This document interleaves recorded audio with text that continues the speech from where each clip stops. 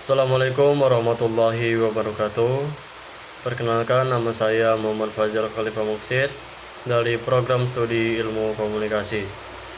Jadi pada video ini saya akan mempresentasikan hasil analisis mengenai praktik komunikasi organisasi pada guru dan tenaga kependidikan di SMP Negeri 3 Pulau Burung.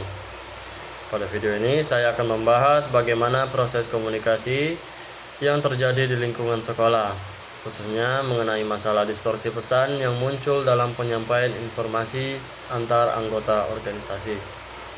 Nah, pertama saya akan menjelaskan terlebih dahulu mengenai organisasi yang saya analisis. SMP Negeri 3 Pulau Burung merupakan lembaga pendidikan formal tingkat menengah pertama yang berada di bawah naungan Dinas Pendidikan Kabupaten Indragiri Hilir, Provinsi Riau. Nah, sekolah ini memiliki tugas utama untuk menyelenggarakan kegiatan belajar mengajar serta membina karakter dan potensi peserta didik. Nah, dalam struktur organisasi terdapat kepala sekolah sebagai pemimpin utama, wakil kepala sekolah, guru mata pelajaran, tenaga administrasi, serta peserta didik. Semua unsur tersebut bekerja sama untuk mencapai tujuan pendidikan yang telah ditetapkan. Sebagai sebuah organisasi, komunikasi memiliki peran yang sangat penting. Melalui komunikasi, informasi dapat disampaikan dari pimpinan kepada bawahan, dari guru kepada staf, maupun antar sesama anggota organisasi. Jika komunikasi berjalan dengan baik, maka kegiatan di sekolah juga dapat berlangsung secara efektif dan terkoordinasi. Namun, seiring perkembangan zaman, cara berkomunikasi di sekolah juga mengalami perubahan.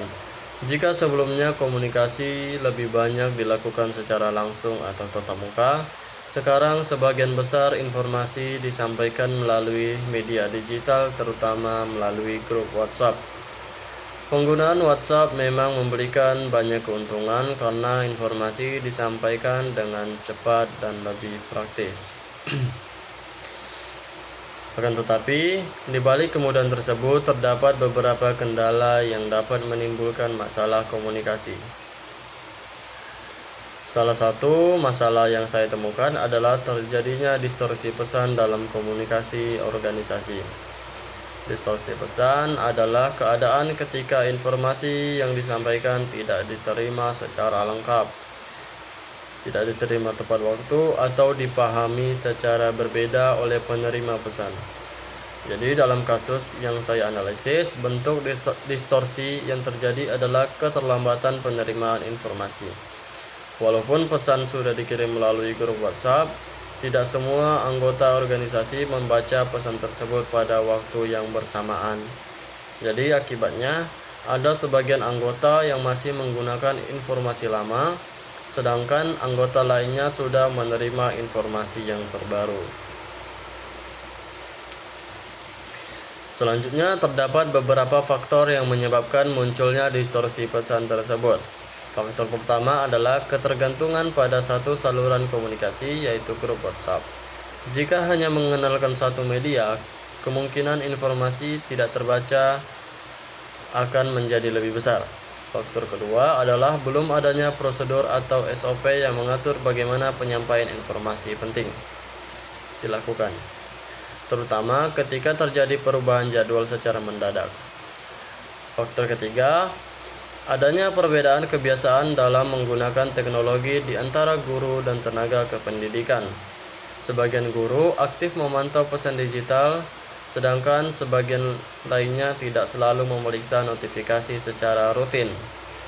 Faktor keempat adalah tidak adanya konfirmasi tambahan melalui media lain seperti pemberitahuan secara langsung atau pengumuman tertulis.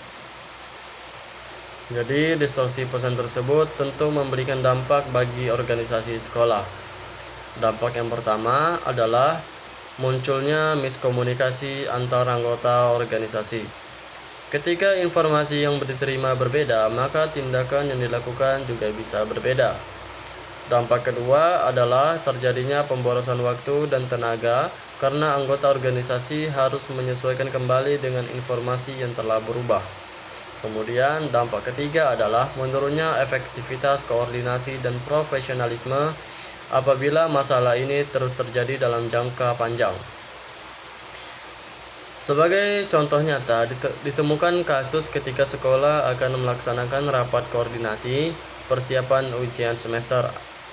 Awalnya rapat dijadwalkan pada pukul 13.00 WIB, namun menjelang pelaksanaan rapat, jadwal tersebut diubah menjadi pukul 14.00 WIB. Perubahan jadwal ini hanya disampaikan melalui grup WhatsApp sekolah tanpa adanya pemberitahuan tambahan kepada seluruh guru. Jadi akibatnya beberapa guru yang tidak sempat melihat pesan tersebut tetap datang pada pukul 13.00 sesuai jadwal awal. Mereka harus menunggu cukup lama sampai mengetahui bahwa jadwal rapat telah berubah. Kasus ini menunjukkan bahwa sistem komunikasi yang hanya bergantung pada satu media dapat menimbulkan hambatan dalam penyampaian informasi. Selanjutnya, saya menganalisis fenomena tersebut menggunakan dua teori komunikasi organisasi. Teori pertama adalah teori informasi organisasi dari Carl Weick. Menurut Carl Weick, organisasi pada dasarnya merupakan sistem yang terus mengolah informasi.